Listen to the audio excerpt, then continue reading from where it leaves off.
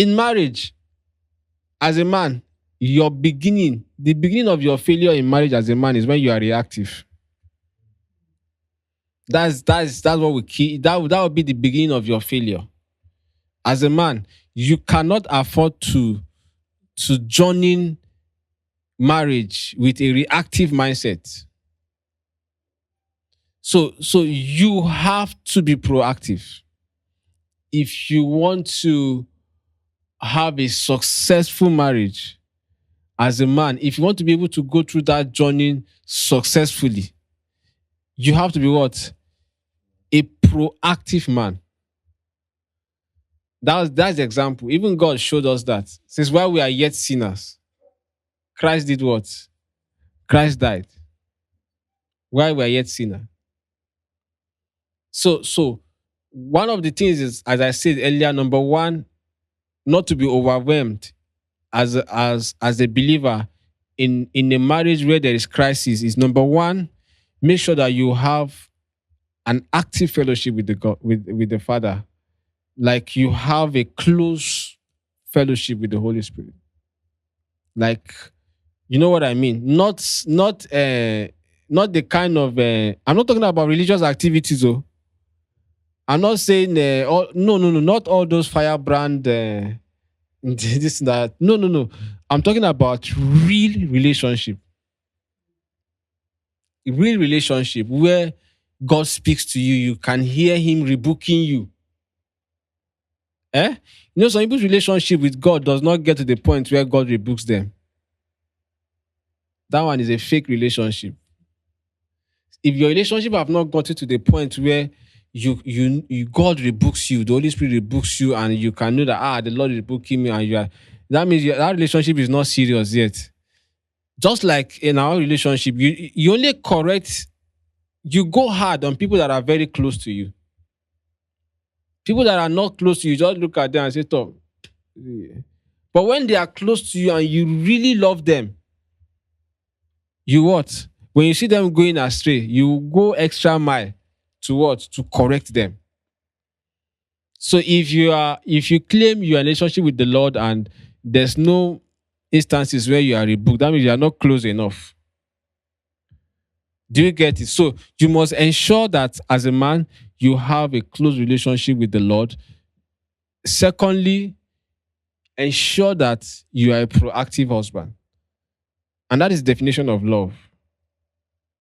Love is not how you respond to life. Love is how you position yourself. So because if he's responding, that was why Jesus was saying them that even the people in the world, they love themselves. But the kind of love that the Father is saying is that says that even when your enemies, that you should what? Feed them. That is proactive. That's not reactive. Because how do you react to your enemy? Is it by feeding them? No. Do we get it? So as a husband, you must understand that if you have a home or a family where there's crisis, the second way you can really navigate through without being exhausted and being overwhelmed is to be proactive. Don't be reactive. I think those two, if you are in tune with those two, you go out of whatever issue it is so quick. So quick. Do you get it? So quick. You'll be out of it. And it takes a lot to be proactive. You know, I was telling us the other day, one of those relationships, I said, I've come to really be so hard on myself and be so disciplined that it is when we have misunderstanding with my wife, that is the time when I really look out to even do good. That's when, so if I used to give her like 10K to go to the market, when there's misunderstanding, I'll now send 20,000. Do you get it? So when there's misunderstanding, this time around, I'm not trying to position myself and say, Sibi, she will come and ask me. Then I will now use that to show her that I'm the head. So I'm now intentional to her needs. I'm even more sensitive whenever there is misunderstanding. I now become more sensitive to her needs to get it done for her, so that I don't want to use that privilege to be the provider to oppress her. So that whatever work that the Holy Spirit wants to do in her life, that's why when I'm marrying, I ensure that I married a woman that I know that she has a relationship with Holy Spirit. I ensure that that is very intact. Someone that can be rebuked, you know, in a fellowship, in a relationship with the Father. So I now become even more sensitive, so that I don't want to be the one doing the work of forming her. That is the work of the Holy Spirit. Because if I now capitalize on the fact that I'm the provider, and then she now has to come, now that is not genuine. That is because I'm the provider. So one thing I ask myself is that, so what if something happened tomorrow and my wife got an opportunity, she gets an opportunity and of a big money. So if I'm used to using my own money to oppress her, the day she now gets one big money, I'm finished.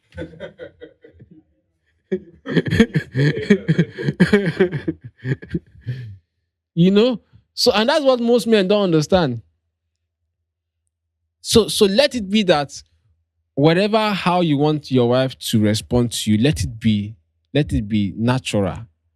Don't let it be tied to something that you are doing in terms of material thing. Because the day she now being able to get that thing, uh you have issues. So what am I bringing with that is being proactive. Do you get it? So it will cost you. I mean, I'll feel somehow very like, but this person is this, but why am I even going extra mile to even show kindness, to show love in the time when emotionally I'm shut down? Do you get it? So being proactive is one of the ways that you can easily navigate through any form of crisis, not just in marriage, in life. Do you get it? Even in business, being proactive will help you to quickly what? Navigate out of any form of crisis. Any other question?